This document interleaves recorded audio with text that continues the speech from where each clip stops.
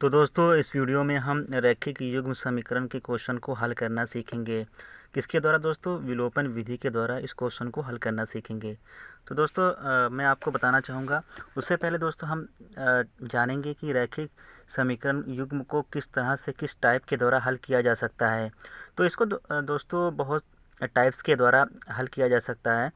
जैसा कि आप लोग यहाँ पे देख सकते हैं, मैंने यहाँ पे लिखा हुआ है कि रैखिक युग्म समीकरण को ग्राफीय रूप में निरूपित किया जा सकता है और इसको हल भी किया जा सकता है। इसको पहला है जो हमारा ग्राफीय विधि द्वारा इसको हल किया जा सकता है और बीजगणित विधि के द्वारा भी इस क्वेश्चन को हल किया जा सकता है। तो बीजगणित के अंदर कई टाइप्स आते हैं, इसके 3 टाइप्स आते हैं इस क्वेश्चन को सॉल्व करने के लिए। पहला आता है हमारा विलोपन विधि, और जो दूसरा आता है हमारा प्रतिस्थापन विधि, और जो तीसरा आता है हमारा ब्रज गुणन विधि। तो बीजगणित के अंदर हम रैखिक युग्म समीकरण को हम 3 तरह से हल कर सकते हैं, 3 विधि के द्वारा। पहला है विलोपन, दूसरा है प्रतिस्थापन एंड तीसरा है ब्रज गुणन विधि। तो दोस्तों इस वीडियो में मैं आपको बताऊंगा किसके द्वारा विलोपन विधि के का प्रयोग करके रैखिक समीकरण युग्म को हल करना सिखाएंगे। क्लास 9th और 10th छात्रों के लिए यह बहुत ही इम्पोर्टेंट टॉपिक है, बहुत ही महत्वपूर्ण चैप्टर है। तो क्या होता है कि क्वेश्चन में मतलब एक इम्तिहान में भी, एग्ज़ाम में ये अक्सर कर ये क्वेश्चन पूछा जाता है कि रैखिक युग्म समीकरण युग्म को हल कीजिए किसके द्वारा? विलोपन विधि और प्रतिस्थापन विधि और या तो हमारा ब्रज गुणन विधि, कोई भी एक विधि दे देगा तो यहाँ पर आपको उस विधि के द्वारा आपको इस क्वेश्चन को हल करना होगा। तो दोस्तों यहाँ पर मैं आपको बताऊंगा विलोपन विधि की। ये विधि बहुत ही आसान विधि होती है रैखिक युग्म समीकरण को हल करना। तो दोस्तों हम 1 बाय 1 करके इस क्वेश्चन को हल करेंगे। तो यहाँ पर मैं दो समीकरण लिया हुआ है। 7x - 15y = 2, x + 2y = 3। तो यहाँ पर मैंने माना है इक्वेशन 1 और दूसरे को माना क्या? इक्वेशन 2। तो दोस्तों क्या करेंगे हम? इसको पहले क्या करेंगे, अब दोस्तों इससे पहले मैं आपको बताना चाहूँगा विलोपन का के शब्द से आप समझ सकते हैं विलोपन का मतलब क्या होता है। किसी एक चर पद का हमें पहले गायब करना होगा, या तो हमें y का गायब करना होगा तो x का मान निकल जाएगा, और अगर हमें x गायब करेंगे तो y का मान निकल जाएगा। विलोपन का मतलब यही होता है इस शब्द का, कि मतलब क्या? विलुप्त करना, किसी एक चर पद को विलुप्त करना। तो यहाँ से हमारा y गायब करेंगे तो x निकल जाएगा, अगर x को गायब करेंगे तो y का मान निकल जाएगा।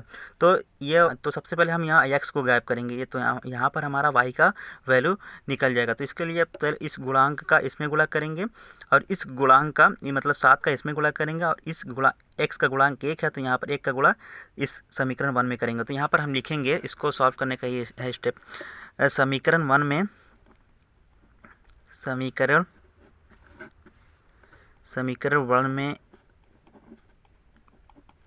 1 से, और समीकरण 2 में 7 से गुणा करने पर।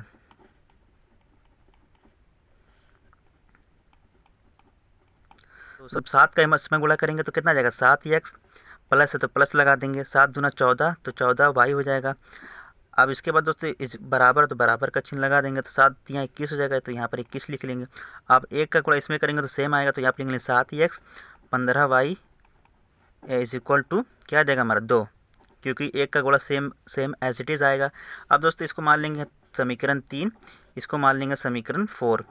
अब देखिए दोस्तों क्या करेंगे हम इसको, विलोपन विधि में क्या होता है, अब इसको क्या जोड़ लेंगे तो घटा लेंगे। तो यहाँ पर देखिए अगर समान चिन्ह रहता है हमारा, अगर माइनस माइनस रहता है तो घटा देते हैं, अगर यहाँ पर प्लस प्लस रहता है तो तब भी, अगर समान चिन्ह रहेगा तो हम घटा देंगे।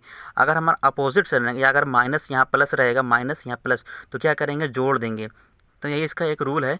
अगर देखिए हमारा यहाँ पर समान चिन्ह हमारा है तो ये क्या कर देंगे? घटा देंगे। तो घटाने पर क्या हो जाता है? चिन्ह बदल जाता है। तो यहाँ पर प्लस है तो यह माइनस हो जाएगा, ये माइनस है तो यहाँ पर प्लस हो जाएगा, और यहाँ पर प्लस है तो यहाँ पर माइनस हो जाएगा।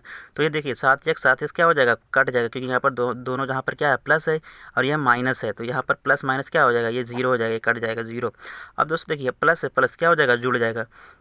तो 14 और 15 कितना हो जाएगा? 29। तो 29 लिख लेंगे, और y है तो y लगा देंगे, इज इक्वल टू बराबर का चिन्ह लगा देंगे। अब देखिए दोस्तों यहाँ 21 है, यहाँ पर -2, क्योंकि यहाँ पर माइनस हो गया है, तो क्या हो जाएगा? ये 21 में से 2 गया 19। अब देखिए y बराबर क्या हो जाएगा? 19/19 29, क्योंकि यहाँ पर गुणा का चिन्ह इधर आकर क्या हो जाएगा, बटे में हो जाएगा, अपोजिट हो जाता है साइन। तो दोस्तों यही इसका y का एक आंसर हो गया। अब तो दोस्तों यहाँ पर हमारा y का मान कितना आ गया, 19/29। तो यहाँ पर अब y का मान समीकरण में एक में क्या कर देंगे, या एक या दो में पुट कर देंगे। ओके दोस्तों, तो यहाँ पर जो हमारा सिंपल रहेगा, सिंपल समीकरण, उसमें y का मान रखेंगे, क्योंकि हमें कैलकुलेशन करने में आसानी होगी। अगर इसमें रखेंगे पहले वाले में थोड़ा डिफ़िकल्टी आएगी, अगर दूसरे में रखेंगे थोड़ा हमें आसानी होगी। तो यहाँ पर हम समीकरण y का मान 2 में रखेंगे। तो यहाँ पर हम सॉल्व करते हैं, अगला स्टेप है। तो यहाँ पर हम लिखेंगे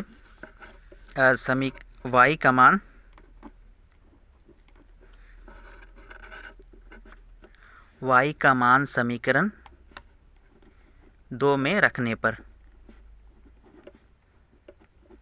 ये सब हमें दोस्तों सॉल्व करते वक्त ये सब लिखना होगा, क्योंकि समीकरण 2 क्या है, x + 2y is equal to कितना है, 3 है।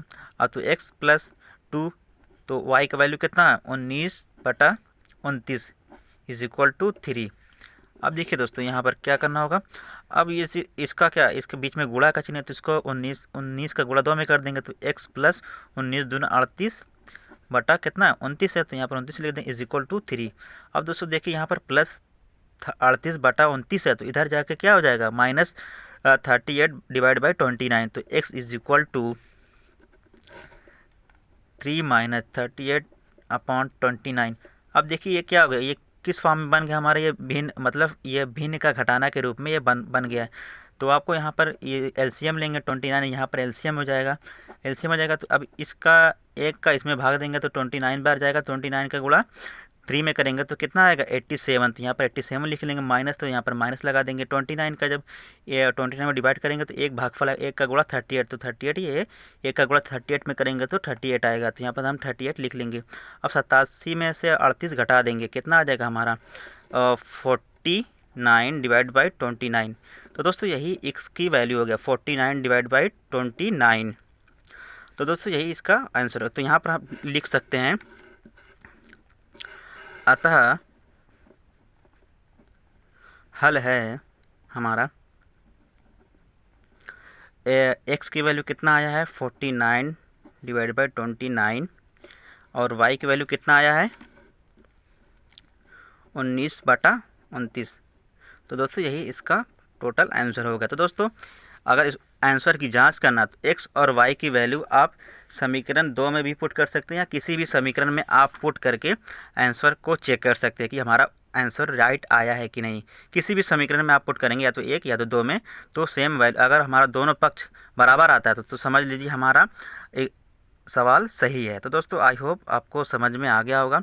तो दोस्तों इसी के रिलेटेड, इसी से संबंधित मैं आपको एक क्वेश्चन देता हूं, तो उस क्वेश्चन को हल करके आप कमेंट बॉक्स में कमेंट करके ज़रूर बताइए। जैसे कि मैंने यहां पर क्वेश्चन लिखा हुआ है, इसी क्वेश्चन को आपको सॉल्व करके कमेंट बॉक्स में इसका आंसर बताना है। तो दोस्तों ये क्वेश्चन है, x + y = 5, 2x - 3 = 4।